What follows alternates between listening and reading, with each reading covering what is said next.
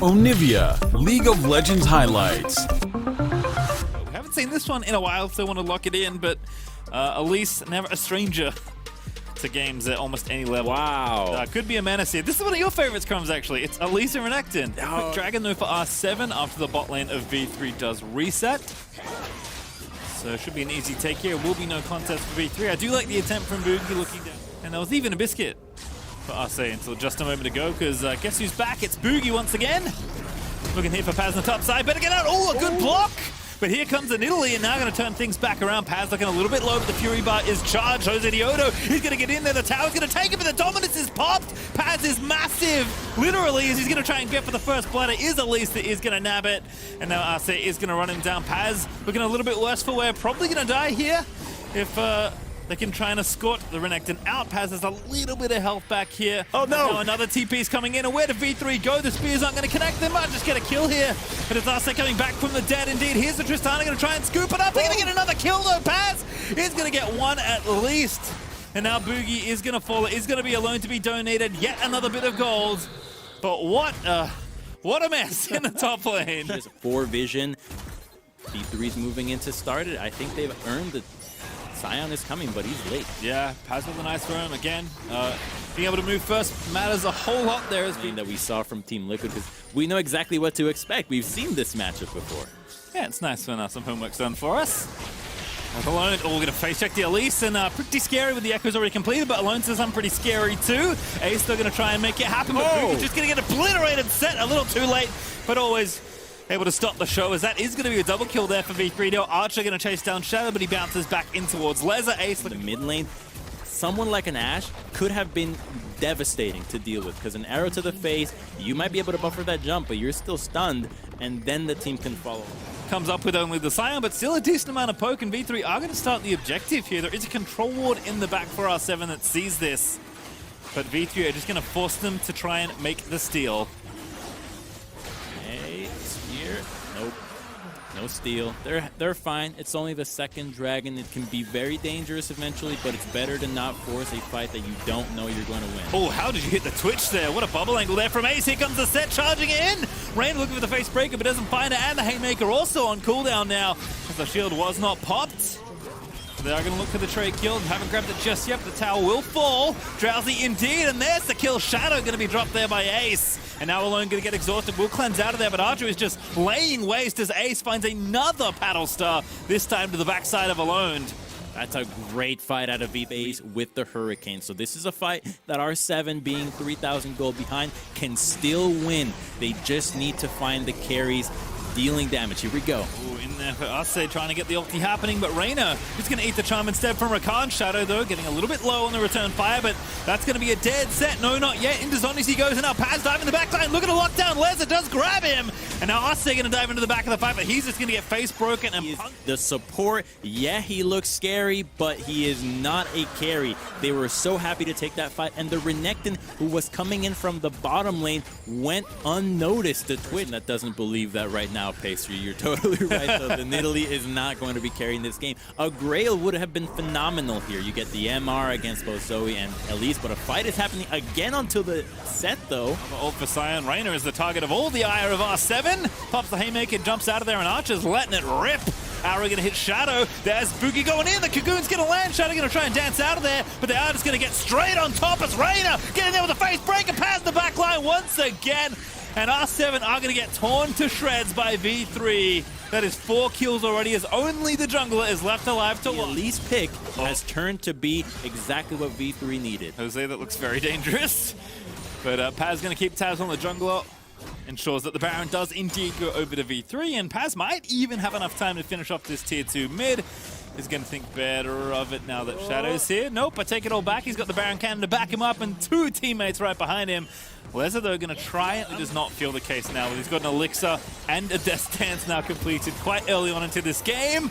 Paz looking to take over the team fights like he has been doing, as Ace is just making it so challenging for R7 to even get in the river for this vision. But that's a good bit of burst onto Boogie. Are they going to land onto Jose Diodo, taking the jungler out of the game, makes it tricky. Reyna going to be diving in there with a set, and Paz once again is just wreaking destruction in the back lines of R7. And the rest of V3, they don't care about the dragon. It's not up yet. Now we actually are at that 3-item spike for the Twitch. So yeah, the gold lead is serious as well as the dragons, but mispositioning from V3 can be punished with a team fight loss. But here's another pick. Oh, it just hurts. Oh no, CC follow-up though. Boogie couldn't quite get there in time. Good ulti there as well from Rakan to try and disengage the situation. But Reyna is going to find the face breaker, but he's got no teammates to follow up on. They ran out of CC somehow. I didn't think that was possible, but I don't think it matters. Archer just laying into us. They see you later, Sion, as Boogie's going to go ahead and collect the last hit.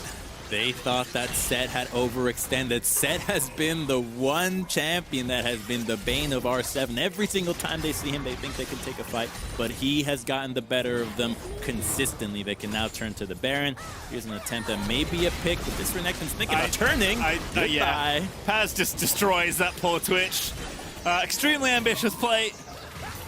But Paz just deletes Twitch off the Rift, and they're going to go ahead and take this Baron. They don't even need all 5 of them. Ace and Paz are keeping the rest of R7 busy. But you kind of alluded to it already, Crumbs. I think if this was a movie, the tagline would be, they thought they had caught Set, and they were wrong, as Ace is certainly caught alone. That's going to be a nice clean kill there for the Zoe. I was thinking the tagline could have been something like Crocodile Just. I was going to say Just, but like, okay, I guess a lot of animals do have that. Crocodile Dundee 3, Crocodile's Revenge.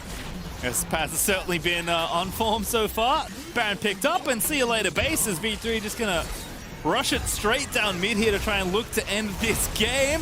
Just the Sion left to defend alongside Shadow. Here's Rakan is desperately trying to keep the Nexus afloat. 2 more though respawn for R7, but V3 are not done with this push, Crumbs, as Jose Diodo is going to make his way back in, but V3 are going to go for the throat.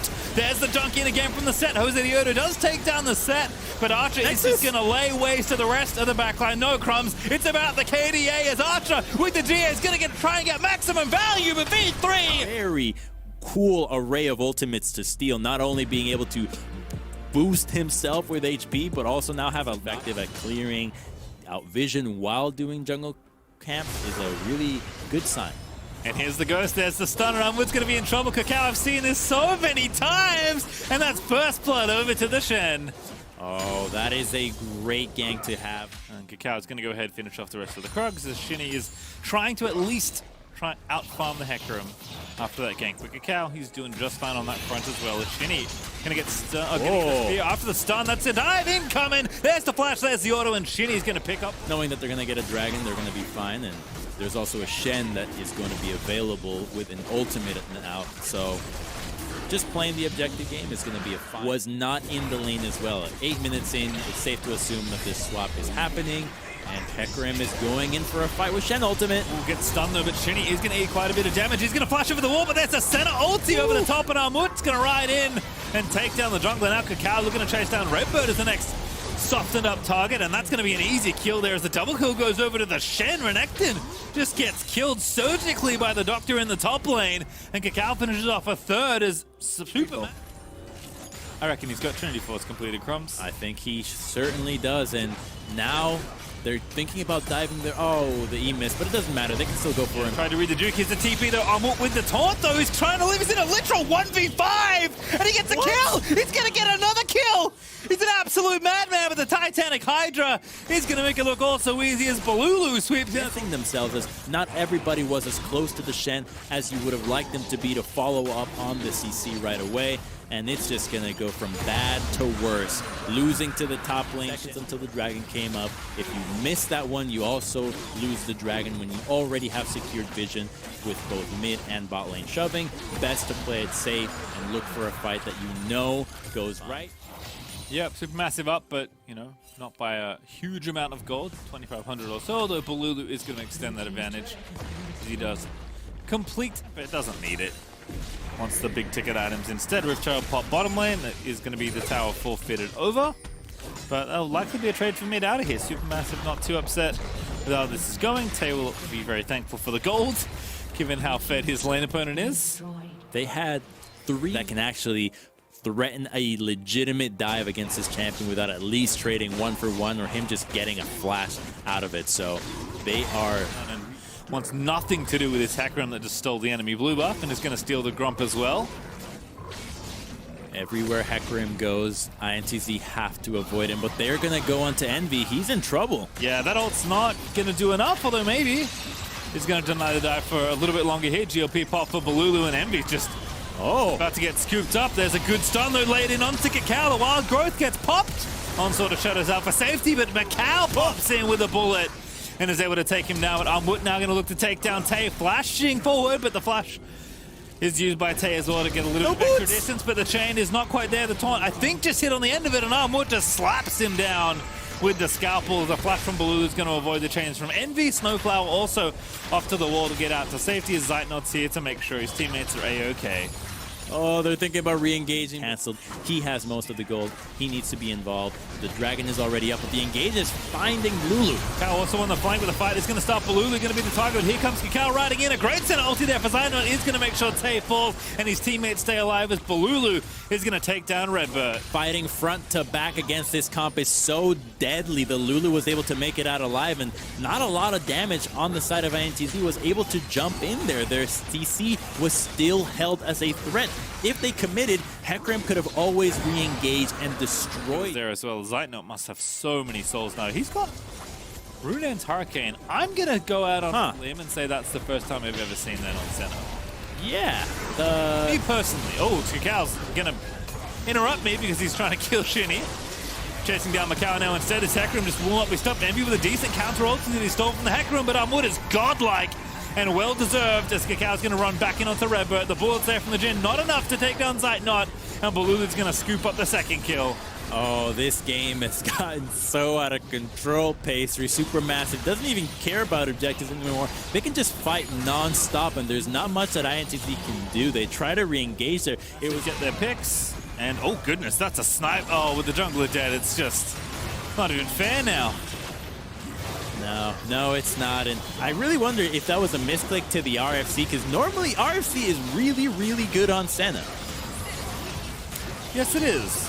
And when I saw the Zeal, that's what I thought was coming out. They look the same, the red and yellow, so you think like, okay, could maybe start with the same letter. You know what? Maybe.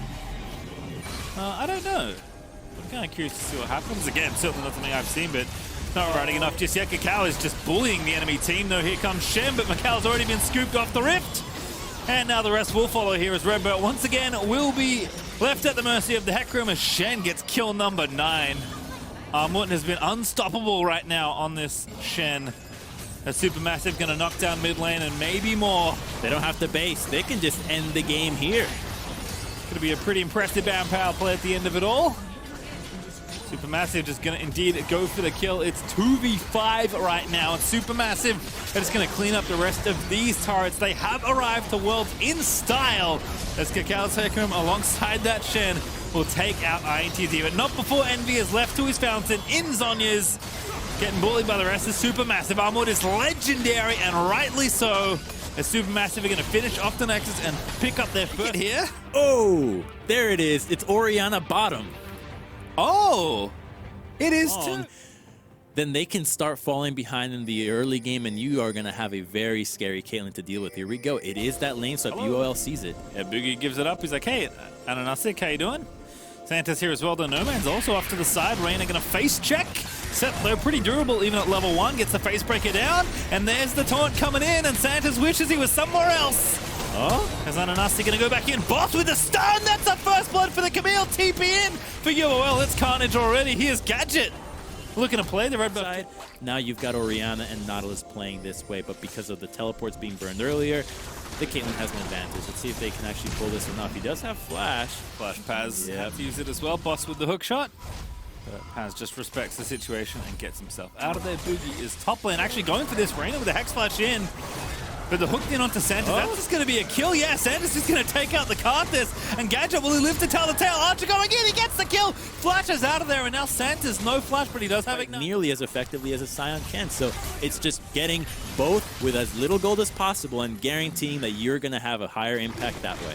Santos is going to match, and Anasik is going to get the dragon, but if cast your mind back, Crumbs, you know, when lane swaps threat of the Galio coming in is really scary, but then you add the Karthus on top of it, and suddenly Unicorns have to constantly look at the mini-map before they're thinking about taking any of these fights. Here comes Sion. Karthus must be close to hitting 6 if he's going for this. Yeah, I think it's one camp away. That Gromp's going to die. He is 6 now, and here goes Sion. There's Gadget.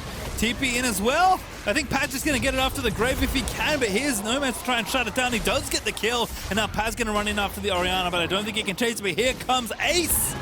Going to try and get it. No, Paz just has it. Never mind. This game, they're going into the top lane. Big ultimatum, 3v2 here in the top side. Archer's going to be dead here easily for Ananasti as he gets the collateral damage over the top. Reina, level 4, has the Haymaker ready to go, but that's not going to be enough. And who's the second kill going to go to? It's Boss that collects his check as UOL fight back. Oh, Unicorns is fighting is such a... I think in his head he's thinking, they don't have much done on us either. And I don't think Unicorns will have expected this, but neither did Archer as the Shrubbery Santas does indeed get the ambush. And now Reina, I think he's going to die again here. The bottom lane is starting to fall a little bit apart as UOL going to pick up 2 kills once more. Oh boy, if the Orianna to dodge most of the skill shots, but here comes the real problem. It's Boss diving in with the Nautilus. Yeah, I really think if Galio was actually able to be there, things would have been different, but now he's going to go down. Waiting arms of Ananastic as Ace is going to get shot to pieces. May get the second kill there for the Graves as UOL starting to find the tempo they like here, I think. V3 have set a pretty quick game pace, and UOL are happy to play along. You said their pace was breakneck pace. I think they just broke their own neck on this one, though, because they have been going so fast. Unicorn's thing is that it's going to get to the point where no one on the side of V3 can side lane whatsoever against anyone on Unicorns of Love. They're going to dominate that department, and if V3 is conceding these dragon fights, Unicorns of 3 isn't prepared for this. Unicorns can strike out of nowhere. Now that Camille is here, her flash is up. You saw how quickly she was able to delete Archer. She has to stay next to the set. It's her best chance at surviving. Comes Sion, but actually Santos goes in, and that's going to be a kill in onto Boogie. Already going to take down the Karthus. Here's the ultimate out of him. Galio with a very nice taunt. Going to shut down Boss. Ananasti going to go down as well. And Reina over the top with a showstopper. It's going to do just that as Paz and Archer are chasing down the rest. Flash in there for the Caitlyn's going to give that kill over. And now Santa's going to have to run away and hook himself to the wall. No Man's, though, on the back end of the play. He's able to take down Reina. And who got the Herald? I believe No Man's got it. And he is going to get the eye and try and dip away. He's level 12, but he's getting chased out with a Galio. Nice roof walk, though. Gets him out from under the incoming Justice Punch. But is there any more left here? Ace is wanting to chase down this Cassidy. He's got double buffs as well. He's going to get the Q down, but he needs a little bit of extra help. The taunt not quite there in range. Nomads is going to get knocked up, and the Blast Cone's going to move Ace over as well, and that Justice Punch is going to force the flash, but Ace just follow flashes instead. And now Nomads, he riff walks over. He somehow had a little bit of extra mana left over. And Archer might finally get a kill after all. He's so close to being in range. That Q just barely misses. And now UOL, they're going to try and save the cast, and they're going to TP in, and Nomads, he gets the kill, he's got mana back, he's going to go in as well. Archer getting low, he's going to get slain by Boss, surely. There's the double kill for the Kassadin. He had no mana, he had no health, he had no hope, and somehow he's gotten 2 kills and an assist, and he's almost back to half HP. It was 1! They had 1! So often in their final. Oh my. What can you say? You gave these 2 champions that are so scary so many kills, and now they're killing people in the side lanes again. Man, it's just a menace. Level 14, 2 items, almost fully stacked the Rod of Ages, can't be far away from the transform. I'm sure Boss is diving poor Ace, who's been resourced from all the swapping, and Boss will just clean that one up. And this is from the side lanes constantly. You see that Camille is not leaving the lane. She's staying here. Same thing with Cassidy, who's already back on the map. And so you have to group up. And if you do, you're now conceding pressure in the sides, which allow the Cassidy to just have free access to. Look at what he does. Yeah, he just doesn't care. I refuse to believe. Wait a minute. Oh, that's actually quite a lot from Archer. Boss also going to get spotted, but Reina already dead. Gadget going to actually nab the last hit. And No Man's actually going to go back to base. He can just TP in if he needs to. Great shockwave there from Gadget. Looks so good on this Orianna. And now the enemy jungler is going to be forced to flash away. UOL are going to chase in. Ananastic is going to grab that kill. Boss is going to dive into the backline onto Ace. Here comes the Requiem. but I don't think it's enough. No Man's dominating after the TP back in, takes down Archer. That's another kill dead as Ace falls, and Paz, he's going to be the last one left alive as UOL are going to kill the zombie Scion and grab themselves the ace. This is fantastic. 1-3-1, and then have an Orianna into the bottom lane, deal with what V3 threw at you, which was just unorthodox from start to finish, and just stay true to their win conditions and executing the team fight is really impressive. I think the UOL hype is definitely living up to it. Yeah, this is quite the game. Again, under such, like, different circumstances, right? Like, not every team's gonna lane swap. This is the game he got to play it because so many other things have happened that we haven't actually had a whole lot of time to talk about his Orianna, but that Shockwave that managed to snipe the Carters, that is not a first-time Orianna player Shockwave. And that's what you want to see, too, from your Orianna bottom. Can you actually do things in a team fight? Because, yeah, we know you can farm, but can you play Orianna like a regular mid? Oh my goodness. Can you play League of Legends? Is the question I asked Boogie. No, you cannot. If you're up against the level 16 Cassidy with 3 items, finish it under 25 minutes with Infernal Soul, no. The answer is no, Crumbs. You don't get to play. Ace, you don't get to play either. Oh my god, goodbye health bar. Chase him. He can chase him. He is. I mean, of course he can. He's just dead. Oh, I wish you refocused the channel was happening. Oh, a Q almost killed him. That was cool. Mana. He's out of mana. Oh no. Don't let him auto you. I think he's gone too far. I think he did. Yeah, he went too far. All right, good work, Archer. Cleaning it up. That's a big bounty. All right, still fighting. Good Shockwave finds 2. UOL still in there as No Man's has been quite the distraction. Here's a big taunt coming in. Finds 3, I think, on the taunt. But Santa's going to clean it up. And I think UOL just too far ahead, Crumbs. The gold lead is ridiculous. No Man's is giving away his life, but for a good cause here. As the Nexus is going to be Unicorns of Loves in short order. Adanastic getting low, but not get dead just yet. Carter says, I don't think so. Ace in the hole as well, just in case. Reyna trying to keep fighting. As Paz also tying up the rest of them left in the base. Gadget is going to get a kill, but there's Boogie with a shutdown onto Gadget. Paz low, but Archer still fighting. His Boss wants to get the Caitlyn, but he can't quite find the range. And now Boss is going to get the ace in the hole blocked by Santas, as he's going to look to go back in, but he shuts down Paz instead. Not wanting to get punched anymore by the undead Scion. And that was a completely normal passenger play I just had to play by play. Archer just used Caitlyn ultimate 3 times in that fight, only able to find his mark at the right. Ooh, another kill. Okay. Feisty, taking down Boogie with the anchor. That was a cinematic moment as Boss is somehow still alive. All right, we gotta stop man. We could have ended this game. He tried to end this game, Crumbs. He deserves credit. He does. That was his first death. Still has a 400 gold bounty on top of him if he wasn't fed enough already. Unicorns of Love. It's happening again. He only got... I thought he was dead, but he's not. The nightmare's not over. Paz is the target. That feels bad. Oh my goodness, Scion, no! I'm so sorry, No Man's! Don't do it like this. He's gonna get taunted 1v4. He said that's enough. Doesn't have to flash. Oh, actually champion right now. And now Gadget's here to shield him off. That's not very fair. He was 1v4ing before. Gadget here going to make it a 2v4 instead. No Man's is running low on mana, which means that he can't do nearly as much silly stuff as he was doing before, but it's not going to stop him. I want to see him put the shield on Cassidy and go for a shockwave like that. That's a really cool combo that only Orianna and Cassidy can ever do, and you rarely see them together. And I know we haven't been outside of V3 space in a while, but if you're wondering, they have lost all their inhibitors and only have 1 Nexus turret. UOL are trying to put an end to this game, but No Man's is trying to do it in style. What a shockwave combo as they send in Santas for the absolutely stylish finish that only the Unicorns could find.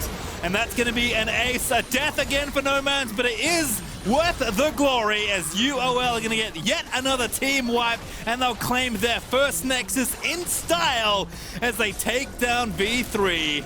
Unicorns of Love give us some of their old Camille and Kuss. Offering more team fight presence for the squad, it is to be expected, but this team from LGD is a very different look for them. Acer is going to try and get rid of as much of this minion wave as possible. Langxing still tanking up the tower. Peanut goes low. One more shot would be enough. And that's the kill over to Rainbow 7, 1 for 1 in the top lane. Yeah, the turret damage ramp up definitely punishes Peanut there. Doesn't use his flash. Not really on vision here, but I wonder if Jose Diodo is actually going to go for the blue invade. You saw Alone like shadowing up towards that top side. They know the blue's up, and now that they know Peanut's on the bottom side of the map, I'd love to see that invade. You're a level up still, perhaps you can snowball that advantage. Yeah, instead it looks like Jose Diodo spawning is going to want to go ahead and take that one.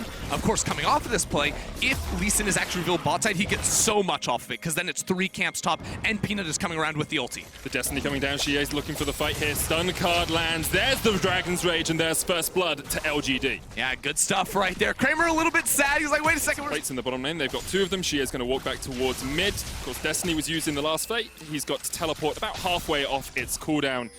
And the question actually becomes for Rainbow 7, how much of the advantage on Jose Diodo can you translate into the other lanes? Right now, stun card's going to come out, he flashes.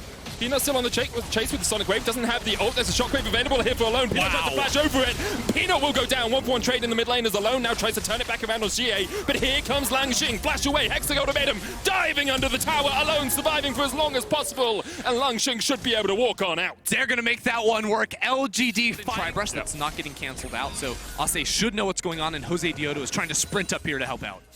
Let's see actually perhaps if Peanut is, so this is the flash for flash that you can see. Oh, but there's actually just about to be a fight on Krug Camp. We lost it on the minimap for a second here because 3 players from R7 are roaming up. Peanut's gonna get, jumps away. Oh, great safeguard just over the searing charge of the Ornn, and now the chase is on.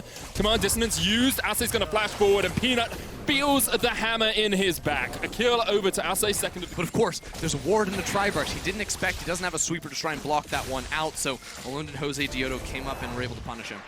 Rift Herald was used in the top lane as well. That's first tower of the game over to Rainbow 7. Still a 400 gold lead. And to funnel more gold into his Orianna so she can carry, into his Ezreal so he can carry. Well, they're going to start with this play around Dragon. I think the best news for Rainbow 7 would be if LGD tried to fight them at this spot, because as you can see, Langxing going topside, no TP. Peanut wants to fight Alone. There's the Destiny coming out as well. Here comes the quickness mark. Flashes in. Destiny gate used, and Alone almost falls. Doesn't get the shockwave off in time. Jose Diodo falls down towards the bottom side of the fight. Ase's coming in with the call of the Forge God. The Ram finds its mark on Xie, who locks in another gold card. Then pops his stopwatch. Mark jumping back forward. Jose Diodo looking at the spears across the wall. Vital, it's only a mountain. Drake's not going to give you too many stats, only really the Ornn benefiting a lot from that extra armor and magic resist. And it's going to be, even if Rainbow 7 are able to kill Xie on this Twisted Fate, they have to deal with a lot of other threats. Now here we go, fighting the top side. Hexagon made him used on Alone. There's the shockwave. Here comes Jose Diodo. Xie gets the stun card onto Jose Diodo, and now Xie is going to try and trade back onto Alone, but can't quite get the damage down.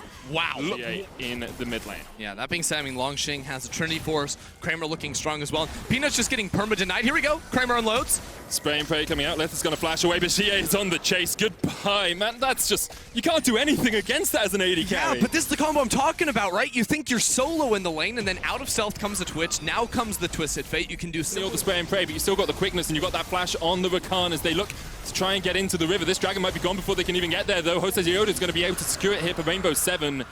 2 dragons to 1, and Rainbow 7 are trying to keep that clock ticking on the Ocean Soul. Yeah, the ultimate came back up for Alone, so he was able to zone off right there, and LGD couldn't push past the ramp. The other thing is, LGD, Shockwave, the Shockwave. On Xie, the spear, hits the cannon minion instead, but the True Shot Barrage comes in, and Xie is just knocked up and taken down. Send him back to the grave, as Xie will fall for the first time this game. That's good observers, but a good kill there from Alone nonetheless. Almost looked like the Orianna ball replaced his head at the end as he fell down to his knees.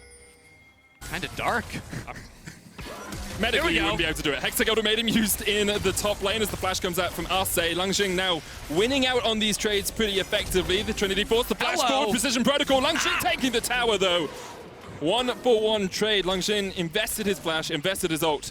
He was able to take the kill. I mean, his true damage Qs do so much damage, but he had auto like 3 times under. And, LGD, they've done this a couple of times. They kind of give up vision of a section of the river. Langxing is actually this down is a towards huge team fight, the bottom of this. Like, LGD are committing to the 5v5 here. No one is in the side lane. They're looking for this one. Kramer has to unload with a huge spray and pray. Xie has no flash, and the dragon's actually almost already done. Langxing's going to go in. The Destiny used in the back of the pit, and they're going to Jose Diodo. The shockwave hits onto 2, but the dive is in, and Jose Diodo is Jose Dodo as he goes extinct. As Kramer's opening up with the spray and pray, but Rainbow 7 going to try and turn it around. Shadow flashing away. Laser still alive in the back of it. Peanut goes gold, and now Kramer is the target. It's a 3v2. 3-2 in favor of Rainbow 7, and Laser alone, and Arce are popping off. Double kill for the Ezreal. Kramer's going to ambush his way away. Alone is on the chase, but maybe they turn their eyes to Baron. Rainbow 7 come up clutch in the team fight right there, and they keep their carries alive. Somehow they make it. Do have wards, but will Mark be able to find a flank position on this Rakan? It's going to be hard with a lot of the vision that Rainbow 7 have been able to set up. It feels it really comes down to the next fight, and I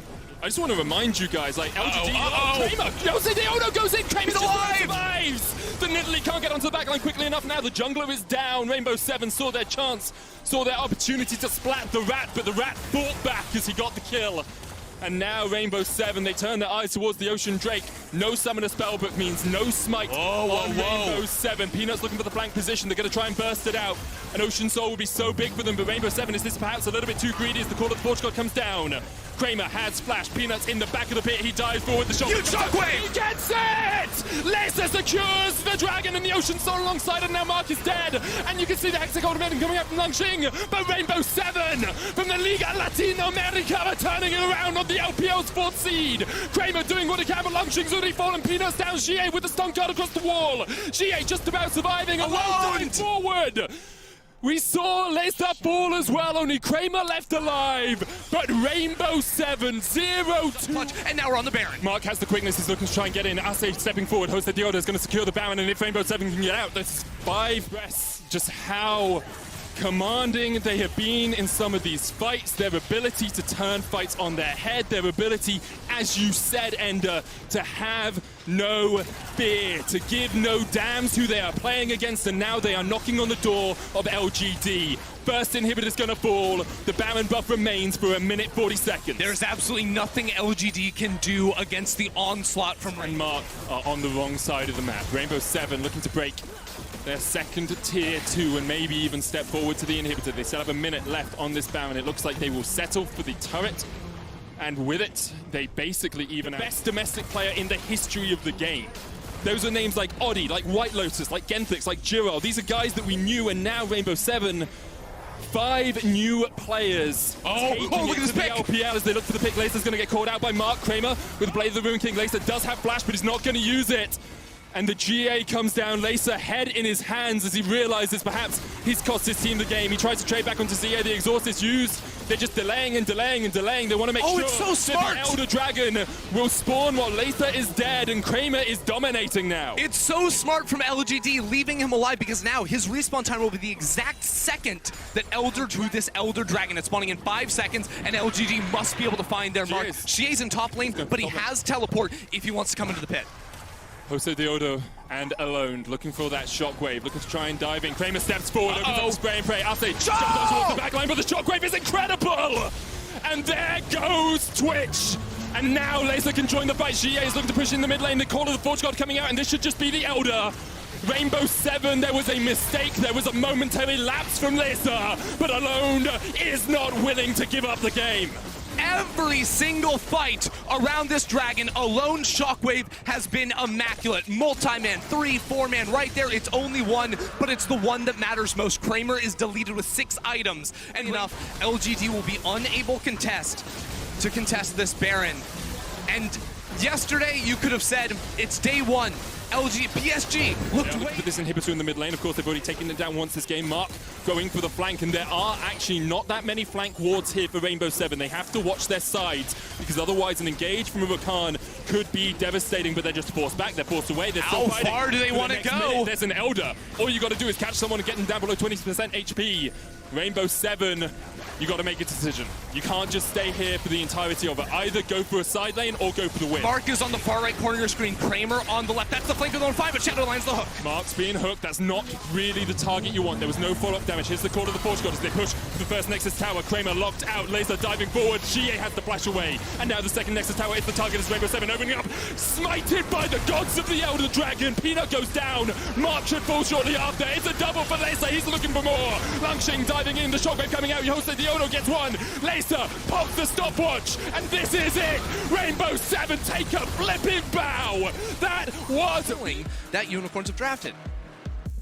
It's definitely going to be difficult for them. Of course, things like the morale. No Man's as the flash came in from Uniboy. We'll see if Conway decides to come for a repeat gank. Ananasik is up into the top lane. Boss actually quite low here. He's going to tank up a tower shot, then knocks back with the rampaging charge, and there's First Blood. Wow. Great dive there from the Unicorns of Love. Yeah, really well done, but Conway not slowing down just yet. He wants to go bot. Kaiwing does have the knocker, would have to flash to try and get onto Gadget, and they decide against it. D did end up committing to mid lane. Here comes Uniboy as well. We'll see the Unicorns of Love are willing to give it up because maybe it's a bit more of a flip right now. Get the D2s out, get those coins, toss them up, see if it's heads or tails as Boss. Trades on the top Here's side. the TP. The teleport from Gadget from behind the wall, but there's no blast going for him. He's going to work his way down through the bottom side of the fight. D is not really here. The Herald goes across and it's taken by Ananasik. And now the devastating charge is going to come out as Hanabi gets one, but the shot finds 3. Unicorns of Love will get the Herald and they'll get out. Curtain Call coming down as they look for a further trade, but the Unicorns of Love should just be able to walk their way out of this one. Kaiwing going in, flash, jumps, the taunt, the power convergence coming out as well for the damage. Ananasik's going to fall. Next up on the menu is Gadget. He pulls Kaiwing back, and the final auto will be enough, but it's 3 kills to 2 in favor of PSG. And there it is. Try and fight over this Scuttle Crab right now. Gadget was on his way up from the bottom lane. D and Kaiwing waiting in the wings, looking to see perhaps if they can catch out Gadget. Here comes Kaiwing. They're going to dive onto Gadget. The root comes out. Kaiwing never moved, flashed away from. He's going to pull back Kaiwing now. As Gadget had to burn his flash. The Scuttler still fought over here on the top side as the base breaker comes in. Showstopper already used. Conway's going to get Shockwave. There's a TP. His Chrono Breakout and just about gets it. And now here comes the TP. Gadget on the backline with the Demonic Ascension. Trying to get that flare off as Hanabi dives towards Santos. Gadget. Look at the healing. Curtain Call coming out. Gadget healing up.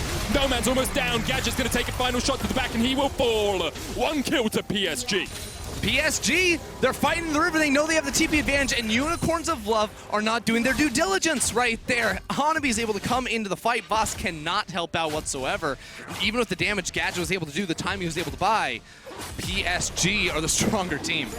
But Yes, but he's not in the fights. he will be next time. Get him in the fights. He's got to be there to make that work because you're totally right. He does have a large advantage, but now this... We're making it up here to the Herald once again, Medic. So we just saw Boss has a 2,000 gold lead over Hanabi. Like, if he is involved in this fight, he is going to be a wrecking ball. The question is, can he be there? Hello. Goes in, Uniboy looking for the showstopper. He pulls him back, shut down. Goodbye, No Man's. The Uniboy Conway combo works out once again. That's the setup we wanted to see. Well done from entirely. So Unicorns of Love losing out big time on the back of that play and that singular pick from PSG. And of course, because turret plates have fallen off, these towers don't get tankier the more you damage them, right? Yep. They're just going to fall really quickly. Vito gets a charge. Oh, TP behind.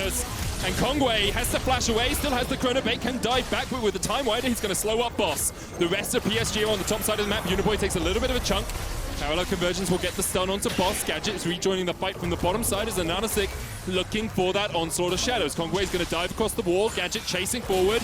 Never Move comes down. Conway almost dead. Jumps back with the Parallel Convergence, but he is locked down by the Unicorn. Unicorns commit a lot right there to get the pick onto Conway, and a little bit surprising. Now that the walls have actually been raised down and the map has been opened up, all of a sudden it becomes so much easier to just sprint straight at the Unicorns and find them out. They have less tools to try and... PSG are coming at you. You have great shockwave positions. You've got these chokes that you have to funnel through, and you can see Unicorns start it up. Boss and Ananasik going to start this one as Conway comes in from the bottom side of the fight. Kaiwing there as well. D there. Teleport coming in from Uniboy as they look to join this Barney.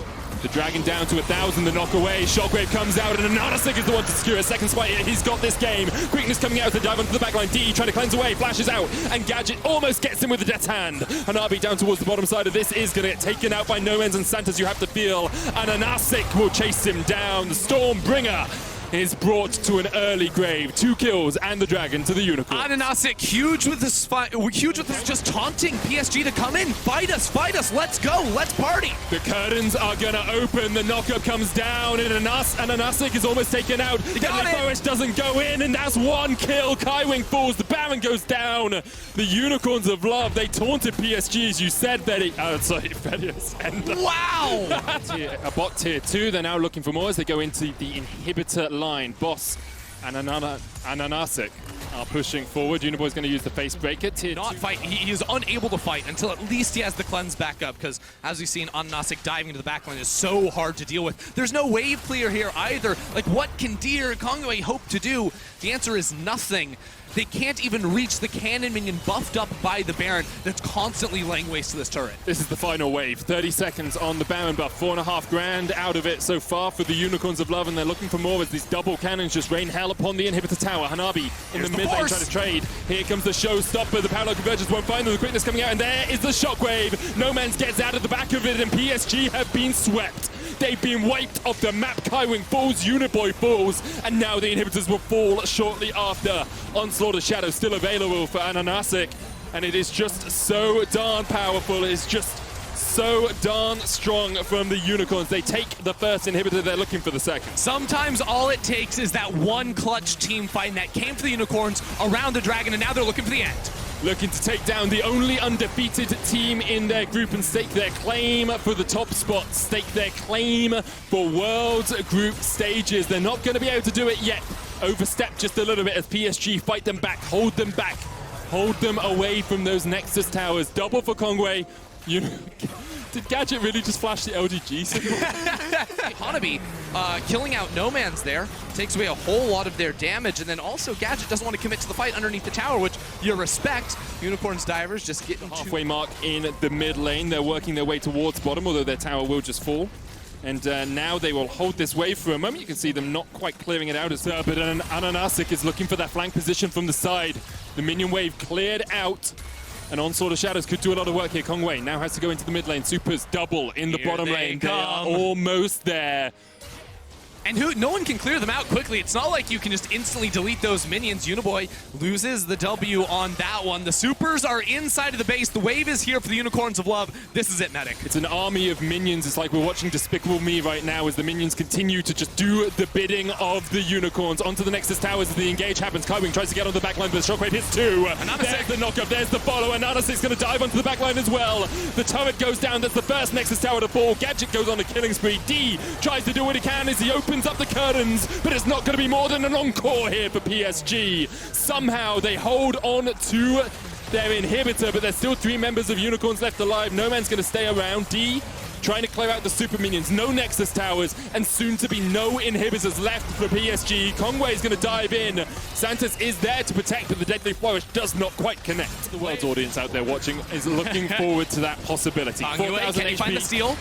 This would be a game-defining moment for Kongwei, but already the shockwave comes out. He has the Chrono Break, he has the Parallel Convergence, here's the TP from PSG. They're looking for this fight. 3 members of the Unicorns on the back of the pit as here comes Gadget with the Demonic Ascension. They're looking for the knock-up on him, and Ananasic is going to be able to get the Baron.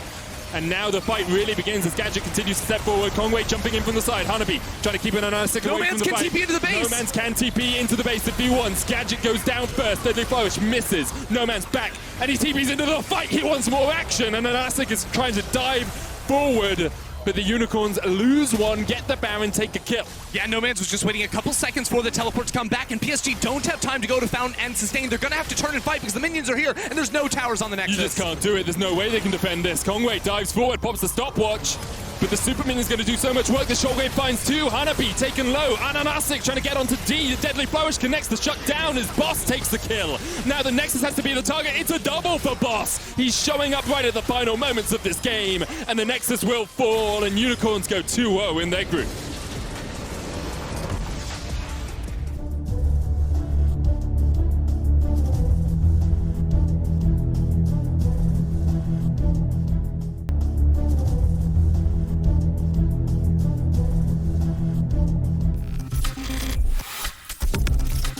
Onivia, League of Legends highlights. My team, nope. You can only come into the Death Realm with me. You're not going to be able to get onto that back line at all.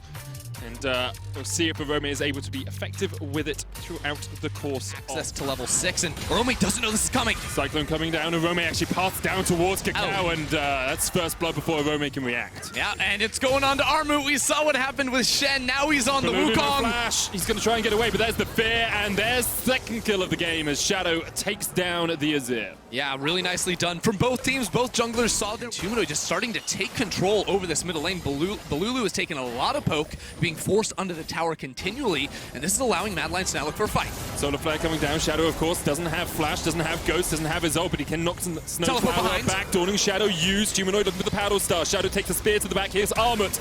flashes forward and swings down the hammer. Another kill to the Wukong. Yeah, and now Cacao is going to move that straight down into the Infernal Drake on top. So Supermassive, twice in a row now, Cacao has been able to convert a singular kill into a nice objective for the squad. And while the gold remains even, Supermassive are stacking those up.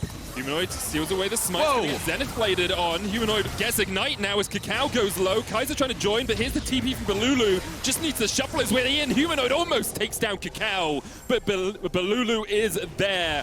Supermassive really swinging top lane. Well, gonna get 5 as the Rift Herald comes down. It's gonna be a little bit more than that. Really good play coming through from Supermassive, and Orome, as one person, you cannot hope to clear this quickly enough. That is a one-hit kill there. Denied by Control Ward behind the pit. All right, feels like we might be looking at a team fight very, very soon. So let's go down into what these teams need to accomplish. Mad Lions need to use Orome's ultimate to remove some of the frontliners. Probably an Armut from the fight allows Shadow and Kaiser to dive into the backside. They're stuck in the pit. Nope, they're not going to make the call. Orome's going to go back towards topside. But that's the idea. Again, Orome, even, you know, after Armut's gotten a lot of kills, well, remove him from the fights, and it's going to be a lot better. And the hard engage can try to shut down this Nidalee Senna. Shadow was super low on mana there, which is why I think they decided not to fight it. He probably had enough for an onslaught of Shadows, and that was about it. But here comes the quickness, and Shadow's actually coming back for the fight. They're going to knock Snowflower back. And with no flash, even with the Solar Flare Dawning Shadow combination, I'm not sure if the healing comes out. Cacao joins the fight. It's a 1-for-1 in the bottom lane as Cacao's not going to land the spear onto Kaiser. He wants it. Roaming down. They're like, we're not on the strong side of the map. Don't need to be anywhere near this. We don't know where Orome is. They just back away. They give up the turret. Don't lose any lives for it. It's solid map play from both teams. Mad Lions did what they need to get the bot tower, but this Herald, of course, spins things up in mid lane. That should be able to knock down the turret. Rome's trying to fight against Armut. Does have a level advantage as Armut goes in with a Cyclone. And Rome, well, he's just dead before he can really do too much. Cacao gets the assist on the kill. Humanoid's able to save the tower. Look at this, though. Mad Lions are underneath, and Zeitnot is not here, so they could force on Balulu. Kazi looking for it. There's the quickness. Balulu flashes away. The Dawning Shadow coming out. He's being put to sleep. Balulu falls, but Shadow's short to follow. You have to feel. Snowflower gets the kill. Supermassive time. In fact, it's just come off cooldown. Mad Lions gonna keep this dragon ticking over. Humanoid looking for the sleep, lands it onto Balulu. Snowflower goes forward, but misses. Look at Armut! But here is Armut. Cyclone onto the back line, and immediately Kaiser tries to defend Kazi. Armut now stepping forward in the Death Realm. He's trading against the Roman. The dragon goes down and is taken by the Mad Lions. Humanoid off towards the top side, getting chased away. Balulu flashes forward, actually just jumps in with the Emperor's Divide, and Supermassive will get a kill for the dragon. Yeah, that should be the mid tower as well. You can see Supermassive, very clear comms, cautiously playing out that team fight. They don't want to overcommit. They want to make use over their heals, and they say, fine, we'll give you the Drake, we'll take that mid lane tower. A very good look for them. It really is. Balulu actually, and have to give credit to Supermassive. They've just been playing this one out super patiently. Haven't always been looking for fights, haven't always been looking for kills, but they are 3,000 gold ahead as Humanoid jumps in, almost kills Zeitnot, but Snowflower's going to chase him. There's the Dawning Shadow. That's exactly what we said. The portal jump can spell your demise as Orome tries to trade it onto Armut. Death Realm is available, but there's the Emperor's Divide, and Kazi is chucked back into the midst of 5 members of Supermassive. He's gone. Orome's next on the menu. Supermassive are just wiping Mad Lions. Supermassive just destroy them right there. Snowflower wait for him to get in this pit. In fact, at the moment, he's got no smite ender. It's still on a cooldown. Supermassive going to get the first ban of the game. 22 minutes in. And we wondered whether the TCL representatives would be able to fight for the top spot in this group with the Emperor's Divide. And now Mad Lions very much rocked back on their haunches. Sleep from Humanoid. Cacao, but like, half the damage you just did has been healed up in a moment. Kazi's going to look for the ambush, but Snowflower is here to protect and delay Mad Lions from finding the engage they're looking for. And now in goes Snowflower, the Solar Flare coming out. There's the Cyclone, the Wombo combo from Supermassive is exactly that. 2 quick kills and a third to follow. Supermassive are showing up. Armut and Snowflower are nasty, and they do not give up. Balulu knocks down Shadow underneath the tower. This might just break Mad Lions. I mean, it might just be game. Let's be honest. They haven't got the minion wave. That's the only thing I can see that could delay them, because this inhibitor tower is going to have all those extra resistances. 20 seconds still on Humanoid, 24 on Shadow, 20 on Orome. This is going to at least break the base of the Mad Lions. And Supermassive, well, they're really putting a name for themselves in this group, and you wonder. Next up, we see Team Liquid versus Legacy. Is it going to be Team Liquid versus in knockouts? And here they are making a name for themselves once again. I'm not convinced Mad Lions have a good answer into them in this one. Like, the Zoe just is not going to be useful up against Supermassive. It really is just a Twitch show, you would imagine, but even then, the damage he deals is getting matched or beaten by Balulu's Azir on the other side of things, who now has a Zone. It's like you have double Zonias against the dive for Mad Lions. It feels bad because Shadow has dived into so many of these fights, but he has not been. It's going down. It's those sort of cheeky plays that really define games like this, like the wherewithal, the awareness to do that, to make sure the Twitch can't get back, to break the inhibitor tower, and now to look for that inhibitor itself as well. Armored is on the front line. Mad Lions looking for the flank position, looking to see if they can get onto the back line of Supermassive, but right now, Supermassive are just holding them at arm's length and saying, you can punch all you want. You're not finding your mark. You're not finding the connection. Mad Lions find a good sleep there onto Cacao, but the Paddle Star isn't there to follow up. Supermassive has, Snowflower has just used the Zenith Blade and didn't quite connect. Yeah, and Supermassive, they have this turret to fall back on. So Mad Lions, they've forced fights hard, but it will not work if you do it running into the Azir and the powerful backline of Supermassive. This inhibitor already down below 50% HP, and Zaynet punches it from a mile away. So easy for the center to step up here. Armored on the front line. Death's Grasp not going to pull him back. That's the clone. Snowflower down to about half HP, but that's 2 inhibitors down. Supermassive going forward with the Curse of Black Mist, and the Tier 2 tower is going to fall before I can even finish this sentence, Endo. It's a surprise to say the least. As look at this minion wave. It's huge. They've stacked this one up beautifully. Karzi, does he have to use the ult to clear the wave? No, he has his E stacked up, so it will be good. And Kaiser's on the flank. They land the bubble. Sleep onto Cacao, uses the stopwatch to make sure the Paddle Star can't connect. Snowflower goes forward. Zenith Blade misses. There's the Solar Flare as well. And perhaps it's the chance for Mad Lions. The quickness comes out. Snowflower almost down, but you just don't have the damage. And now, even with the sleep landing onto the Lulu and the devastating charge, so the Shadows goes onto the back line. This is the only opportunity that's going to happen. You can see they're just getting ripped to shreds. They are being torn apart by Supermassive. Kazi is next on the menu. Humanoid's already dead. And Supermassive, with 3 players left alive, are TPing into the base. The Death's Grasp is going to stop Armored, but it is little solace for Mad Lions. Supermassive with a commanding performance, with a devastating performance, with a demolition of the Mad Lions. Yeah, Armu just chasing down Rome for the final icing on the cake here. Supermassive played a great game. Snowflower time and time again finding those engagements and building up a huge lead over the Mad Lions. Supermassive are going to remain undefeated at Worlds. Expect that to go up into the top lane for Tapoon. He has so many good ults, like Quickness, Enchanted Crystal Arrow, Shockwave is good-ish. Shockwave is available for Jensen. Exactly, it's the level 6 difference. We saw before the reset, Tally able to play a little bit more aggressively there. Now Bobip is just around to help push out this wave. Bobip always going to be on vision too. I mean, right now he's obviously revealing himself, but there's double control wards in this topside jungle, and Jensen might look for the ult. Stepping forward.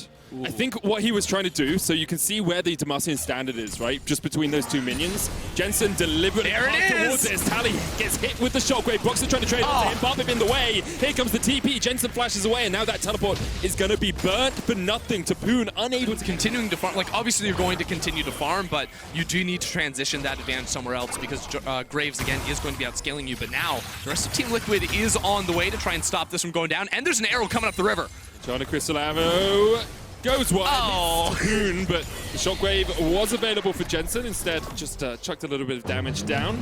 Rift Herald secured. Tapoon trying to get onto Impact! Knock up. Jensen still stepping forward. The saving charge does not connect. Impact still chasing Tapoon down here. Tally's going to try and turn it back around, but Impact's so tanky. Shockwave stolen away by Tapoon. There's the culling onto Jensen. Tapoon goes in. Shockwave hits 2, but it's not enough as Team Liquid to take a kill. And now CoreJJ has the flank position, has the quickness, and he's going for it. Trying to get onto Babbitt. Now turning his attention to Tally. Can't land it with the grand entrance. Babbitt forced away, and Tally is all on his lonesome underneath the tower, but there's not a minion wave here yet. Medic, I think I know how this one ends. Tally's trying to clear away the minions, but there's 4 members of Team Liquid here. There is the Shockwave, and there goes Tally. 3-0 already for Team Liquid, a 2,000 gold lead. And again, it's not the key focus, but I want to praise Tactical for a second here, because CoreJJ was in top lane. Tactical is here, still on the same amount of CS as his lane opponent in a 2v1, and it's the power not only of Tactical being a very good player, but also the Ashe just gives you that much more safety. You can stand a mile back and chuck out volleys and keep yourself pretty safe. Broxton now looking for a gank in the top lane. Tapoon hasn't really had the impact that Legacy would have wanted him to so far on this Silas. He jumps onto Boxer, steals away the collateral damage. There's a lot of work, but Tapoon will fall once again as Boxer just needs the final auto attack. And Just quickly trying to reload there. Bobbip in the jungle for Jensen. Jumps onto Jensen. Jensen doesn't quite have flash back up yet. There's a Cataclysm, and Jensen will go down. First kill of the game to Legacy. That is a good look, though, for Legacy. And Bobbip, we've been waiting for him to make a play on this. Manamune stacking up on Tally. Seraph's Embrace complete on Raze. Photo Belt on its way for Taboon, but not quite there yet. Team Liquid at the moment. Roxa wins these. Yes, he does. Babbitt's going to face check straight into him and realize he doesn't want a piece of that at all. Tally locked up with the shockwave. Jensen trying to and put some extra damage down with the command attack. But boom! Collateral damage from across the wall finds his 5th kill of the game. I mean, Bobbip's right there, but Broxa won't let him save the day. Bobbip now being forced out of his own jungle while Jensen hits the mid lane. It's just like Hextech Minefield, a couple of bombs, the wave is cleared. Sure. So the Rift Herald gives you that opportunity just to take a tower a lot easier. Yeah, that'll just instantly break the tower.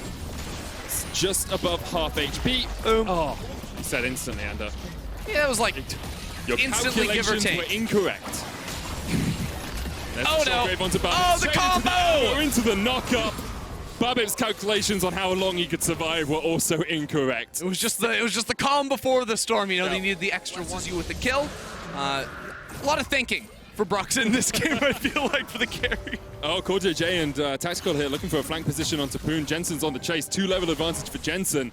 And Taboon doesn't have a good ultimate to steal out of the ones available to him. An arrow might help, but you can only lock up one of the 3 opponents. The shockwave misses. Jensen has a little bit of a sad B. No, that was Taboon's shockwave. He was using it to clear the wave. He stole it. Yeah, that's what I was saying, but his shockwave missed. Yeah. Here we go. Got another fight in the bot lane.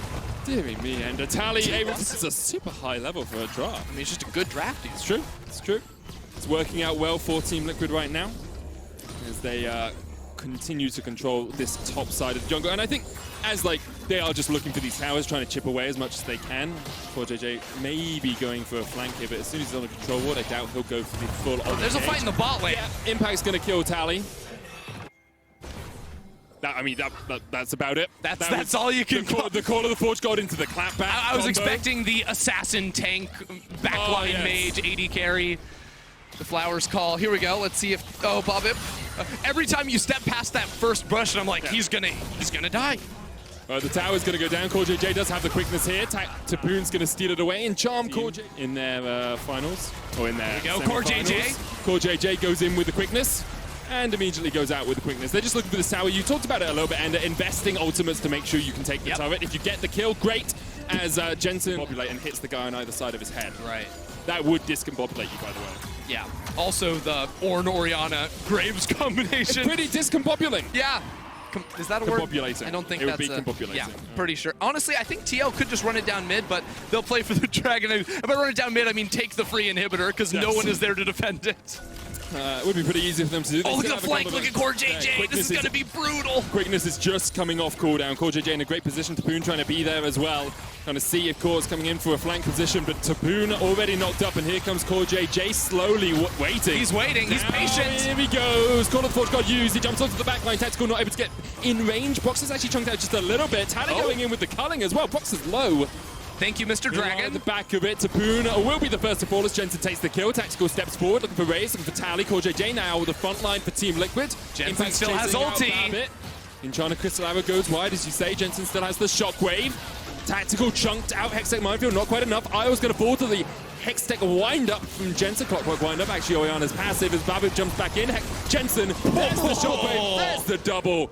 And it took Team Liquid a little while longer than we expected, but they managed to clean up the fight. Yeah, Ray's trying to teleport out of this one. They are right now. But this is the Team Liquid way, and I will say this isn't a slow game in any way. No. Like Team Liquid are... Impact's just going to put his body between the turret and the rest of Team Liquid. There goes the first inhibitor. Right, inhibitor tower. The inhibitor is shortly to follow. Call of the Forge God used onto Jensen. He's going to eat the Mega Inferno Bomb, but able to get away. There's the counter Call of the Forge God. Only hits onto Isles. Inhibitor does fall in the top lane, and now the rest of Team Liquid will rotate over, join Jensen, and push in. Kale's well played by Isles, but not well played enough to stay or to keep this inhibitor alive. Yeah, I don't think Isles could do anything right now don't by think so. himself to keep the inhibitor alive. But it was good McHale's. He's a support. He did what he could. Had a good McHale's. Didn't really have much influence. Down to about half HP right now. Legacy looking for an opportunity to re-engage. The Nexus Tower almost falls. Impact eats all of the damage he can. Takes none in response. Box is now like, hey guys, let's do it tutorial style. I've been watching a lot of Bob Ross. I like to paint by numbers. I want to take this bot lane inhibitor. But do they even? I think they just want to close out here now, Medic. They will get the first Nexus Tower, now they're looking for the second. The arrow goes wide. Just chops off the top of a minion's haircut. And Legacy just continuing to try and defend. Tactical steps forward is the call of the Forge God. The Cataclysm used by Babbitt.